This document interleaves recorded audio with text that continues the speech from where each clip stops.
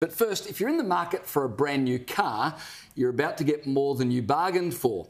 A lot of the new cars are coming with driver-facing cameras that monitor your facial expressions while you drive. So if you yawn while you're driving, an alarm will sound and a message lights up on the screen telling you perhaps you need to take a break. Or if you look at your passenger for a moment, an alarm sounds and a message pops up saying, keep your eyes on the road. Of course, the irony is to read the message that says, keep your eyes on the road, you have to take your eyes off the road.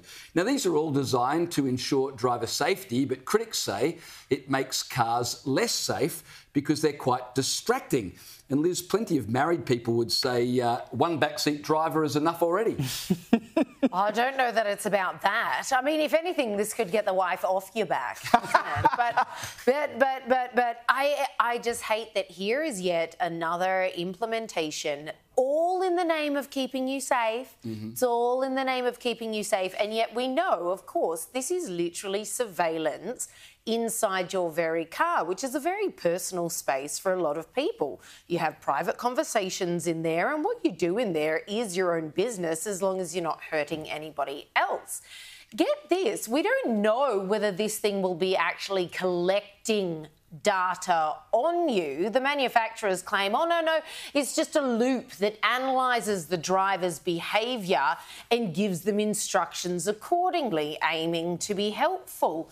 Well, that doesn't dissuade people's fears because we know it wasn't that long ago both Tesla and Toyota were busted for using the data that these same surveillance in-car machines were in their vehicles. Check this out. From the same article today, Tesla's Elon Musk denied the in-car cameras in the Model 3 and Model Y were being used to film owners before an independent investigation found Tesla employees often circulated images or videos of customers without their knowledge, including images of naked drivers. Putting aside what are you doing driving naked, which is the obvious question. In the room. The more important elephant in the room is what are the Tesla employees doing with any kind of images or photos of occupants of any Teslas if, in fact, this is just looped system which gathers data so it can speak to drivers to keep them safe. So that's already been blown out of the water.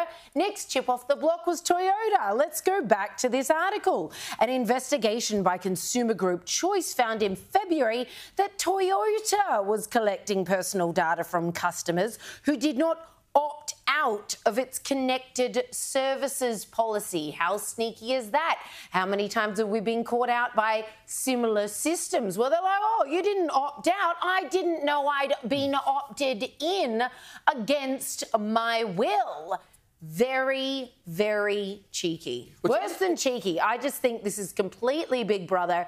There is, of course, their own reasons for doing this. Yeah. Data, there is nothing more valuable than data. Correct. If you have someone's data, you can sell it to umpteenth dozen countries, or companies rather, countries too, and they know everything that they need to know about you in order to market things to you, surveil you further, etc. And to perv on you apparently as well over at Tesla. Yeah. And it's anything that's got a computer in it, you are the product, basically. And I mean, if you're buying a Tesla or you're buying an iPhone or a MacBook or any other, high-priced electronic item, you think you've got the bee's knees, and you probably have got the bee's knees, but you are still the product. You are paying these companies for them to be able to monitor you with a product that, as you say, data is so valuable. And you look at cars these days, all the bings and the bongs and the technology they've got in them, they are glorified computers. Like, you are just driving a computer, basically. Yeah. You take your car down to the mechanic now,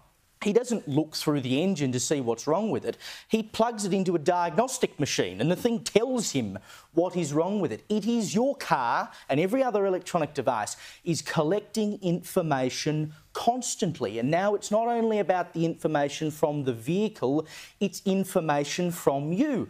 And I reckon, apart from the danger of giving up all that stuff and people at Tesla looking at naked images of drivers and all the other data that they're collecting, I actually believe it makes drivers lazier and worse. I was in a car once, my mate we're driving back from Warrnambool to Melbourne. And we were both a bit hungover. This was after the May Racing Carnival. And he goes, watch this. And we're on a country road, barrelling along 110 kilometres an hour. And he takes his hand off the wheel. And I nearly crapped my dacks. And this thing corrects itself. And I thought, OK, great piece of technology. You fall asleep at the wheel, the car will correct itself. But what about the day that that computer fails to work and you're doing that trick in front of someone and then next thing you're in a tree? You're lulled into this false sense of security.